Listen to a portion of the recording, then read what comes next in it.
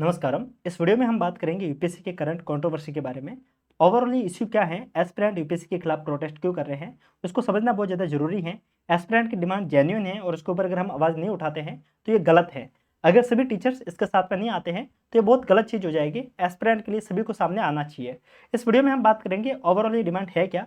साथ में अगर आप अभी दिल्ली में हैं तो आप इस प्रोटेस्ट का हिस्सा जरूर बनिएगा। एस्पिरेंट आज 21 जून को शाम को 5 बजे बत्रा पे और ओआरएन में, ये दोनों जगह आपको पता होगी, बत्रा जो कि मुखर्जी नगर में, ओआरएन जो कि आपको करोल बाग पे देखने को मिलता है। ठीक है, अगर आप इन दोनों में से किसी भी एक जगह पे हैं तो आप इस प्रोटेस्ट का हिस्सा बनिएगा और अपनी वॉइस को उठाइएगा जरूर, अपनी वॉइस को रेज जरूर कीजिएगा।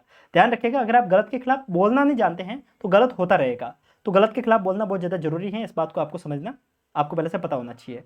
नाउ हम बात करते हैं कि डिमांड क्या है जिसके लिए एस्पिरेंट प्रोटेस्ट कर रहे हैं और ये डिमांड जेन्युइन है, आपको पता होनी चाहिए। ऑल्दो अगर आप ट्विटर पे हैं तो आपको इस पोस्ट को भी रिपोस्ट करना चाहिए। जो ये डिमांड है आपको खुद लिख के भी मेंशन करनी चाहिए। साथ में आप अगर आप पूरे कंटेंट को नहीं लिख सकते तो आप इस पोस्ट को रिपोस्ट कर सकते हैं, नीचे मैं आपको लिंक दे दूंगा। डिमांड क्या है उस बात को समझिए। जो सबसे पहले डिमांड है वो है लेट आंसर की को लेकर।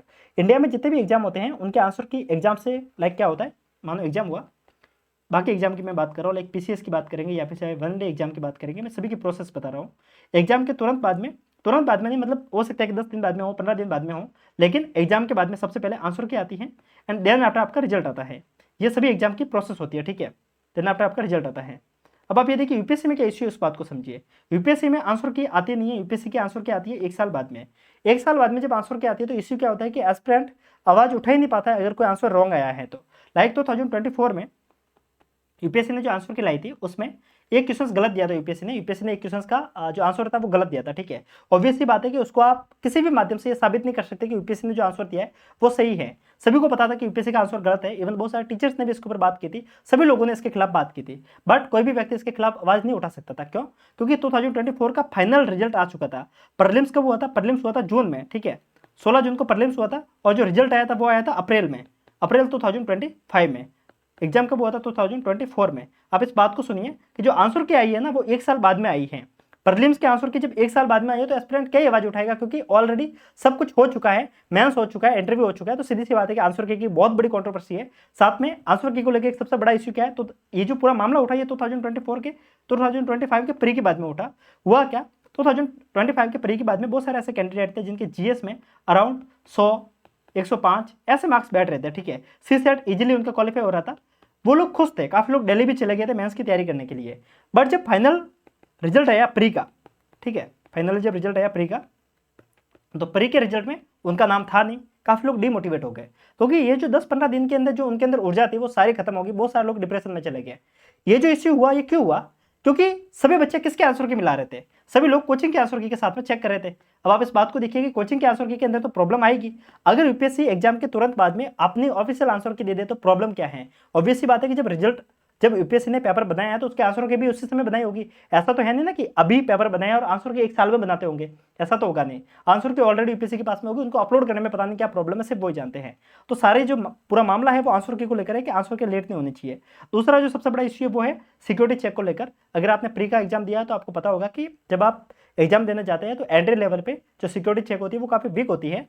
आपका सिर्फ आधार कार्ड देखा जाता है, आपका थंब इंप्रेशन नहीं लिया जाता, आपका बायोमेट्रिक चेक नहीं होता है। तो हो सकता है ना कि डमी कैंडिडेट आराम से अंदर घुस सकता है। ठीक है, आपने इंडिया में बहुत सारे एग्जाम देखे होंगे जहां पे डमी कैंडिडेट की शिकायत देखने को मिलती है, बट यूपीएससी में देखने को नहीं मिलती है। इसका कतई ये मतलब नहीं होता कि यूपीएससी की सिक्योरिटी चेक बहुत टाइट है या फिर यूपीएससी का सिस्टम बहुत टाइट है, ऐसा नहीं है। डमी कैंडिडेट तब पकड़े जाते हैं जब आपके पास में डमी कैंडिडेट को पकड़ने के लिए आपके पास में कंप्लीट मैकेनिज्म हो। यूपीएससी उस मैकेनिज्म को फॉलो ही नहीं करता है। एक प्रॉब्लम और है जो शायद सभी लोग आवाज नहीं उठा रहे, तो इसके कारण इसमें मैंने शामिल नहीं किया हुआ। एक डिमांड है जो कि है सिल्पैक पेपर। ठीक है, आपने इस बात को देखा होगा कि जब आप प्री का एग्जाम देने जाते हैं तो आपका जो पेपर होता है उसके ऊपर कोई भी सील नहीं होती है, वो कंप्लीटली खुला हुआ होता है। ठीक है, इवन आपने पीसीएस के एग्जाम देखे होंगे, राजस्थान में जो पीसीएस के एग्जाम होते हैं वहां पे तो जो आपका पेपर होता है वो ऑलरेडी पॉलिथीन में कवर होकर आता है। ठीक है, आपको पॉलिथीन खुद फाड़नी होती है, उसमें से पेपर को निकालना होता है। बट यूपीएससी के प्री में ऐसा नहीं होता। यूपीएससी के प्री में होता क्या है, एक लिफाफा आएगा इन्विजिलेटर के पास में, लिफाफे से सारे पेपर को बाहर निकाला जाएगा, फिर आपको डिस्ट्रीब्यूट किया जाता है। तो ये प्रॉब्लम देखी जाती है कि ऐसा क्यों है। साथ में एक इश्यू जो देखने को मिलता है वो देखने को मिलता है कि यूपीएससी की जो ओएमआर शीट होती है, मैं पहले इसको मिटा देता हूँ। ठीक है, यूपीएससी की जो ओएमआर शीट होती है उसके साथ में कार्बन कॉपी देखने को नहीं मिलती है।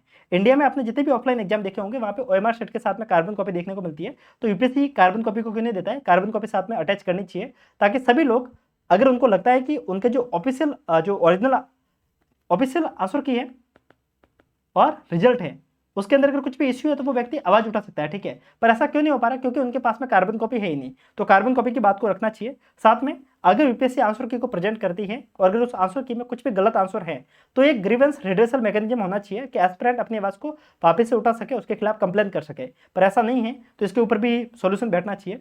एक सबसे बड़ा इश्यू जो देखने को मिलता है वो देखने को मिलता है सी सेट को लेकर। सी सेट ने 2025 में काफी ज्यादा एस्पिरेंट के साथ में धोखा किया, क्योंकि सी सेट का जो लेवल है वो 10 तक की मैथमेटिक्स है, 10 तक का लेवल दिया हुआ है, 10 तक की रीजनिंग का लेवल दिया हुआ है। बट स्टिल जो मैथमेटिक्स का आप अगर लेवल देखेंगे तो वो 10 तक का लेवल नहीं था, वो आपके 12 से ऊपर का लेवल था। काफी ऐसे क्वेश्चंस पूछे गए थे जो आईआईटी लेवल के क्वेश्चंस थे, ठीक है। अब सीधी सी बात है कि ऐसा पेपर वो क्यों दे रही है जब आपका सिलेबस 10 तक का मेंशन है? तो इसके ऊपर ठोस कदम उठाने चाहिए। यूपीएससी को प्रॉपर सिलेबस को मेंशन करना चाहिए, प्रॉपर सिलेबस के अकॉर्डिंग चलना चाहिए। साथ में एक जो सबसे बड़ा इश्यू देखने को मिलता है वो देखने को मिलता है रॉन्ग हिंदी ट्रांसलेशन। आपने देखा होगा कि यूपीएससी का पेपर जो आता है उसका जो इंग्लिश का ट्रांसलेशन है और जो हिंदी का ट्रांसलेशन है उसमें बहुत ज्यादा फर्क देखने को मिलता है, बहुत ज्यादा एरर देखने को मिलता है। इवन 2025 में सी सेट में 2 क्वेश्चंस के अंदर ऐसा इश्यू आपको देखने को मिला था। तो सीधी सी बात है कि इससे कितना बड़ा नुकसान हो जाता है हिंदी मीडियम के एस्पिरेंट के साथ में। तो ऐसा क्यों होता है, उसके खिलाफ आवाज उठानी चाहिए। क्या यूपीएससी इतनी बड़ी संस्था होकर क्या हिंदी का ट्रांसलेशन खुद नहीं कर सकते? ये लोग मुझे लग रहा है कि या तो गूगल से ट्रांसलेशन करवाते हैं या फिर ये चैट जीपीटी से करवा रहे हैं, तभी ये प्रॉब्लम आ रही है। अगर कोई व्यक्ति इंडिविजुअली खुद बैठ के पेपर को बना रहा है तो सीधी सी बात है कि उसका ट्रांसलेशन वो खुद करेगा तो वो सही तरीके से करेगा। तो ये इश्यू है, इसके ऊपर बात करनी चाहिए और जो मेन प्रॉब्लम है उसके ऊपर अगर हम आवाज उठाते हैं तो सीधी सी बात है सोल्यूशन आएगा। अगर आप दिल्ली में हैं देन डेफिनेटली आप इस प्रोटेस्ट का हिस्सा बनिएगा, सड़कों पर आइएगा। मैं ये नहीं कह रहा हूँ कि आप हड़ताल कीजिए, मैं ये नहीं कह रहा हूँ कि आप भूख हड़ताल कीजिए, मैं ये नहीं कह रहा हूँ कि आप कुछ दंगे कीजिए, पर अपनी आवाज़ को जेन्युइनली एक शांत वे में रखना एक समझदारी है। आइए और अपनी आवाज़ को जरूर रखिएगा, ठीक है। सबसे पहली बात की और एक जो सबसे बड़ा इश्यू है उसके ऊपर भी अपन बात कर सकते हैं। प्रीलिम्स में आजकल हो क्या रहा है, प्रीलिम्स को इतना टफ बना दिया गया है कि ये एग्जाम लक का गेम बन गया है, ठीक है। लक बना, इसको टफ बनाने के चक्कर में इसमें क्वेश्चंस के लेवल को इस तरीके से बना गया है कि ये लक की तरह काम करता है, ठीक है। कोई भी व्यक्ति ऐसा नहीं है जो पहले क्या होता था कि पहले 2018 में 2019 में उस समय क्या होता था कि पेपर के अंदर क्वेश्चंस का एक प्रॉपर पैटर्न होता था, आपको पता होता था कैसे इसको सॉल्व करना, एक तरीका होता था, एलिमिनेशन गैस वर्क होता था, ये सारी चीजें काम करते थे। बट अभी 2024 के बाद में 2023 के बाद में आपने एक चीज को देखा होगा कि इसमें लक ज्यादा काम करता है। अगर आपका तुक्का लग गया तो सही, नहीं लग गया तो नहीं, ठीक है। अब काफी लोग बोलेंगे कि जिसका प्री हो गया उस सबके ऊपर आप सवाल कर रहे हो। मैं सवाल सबके ऊपर नहीं कर रहा, बट वास्तविकता यही है।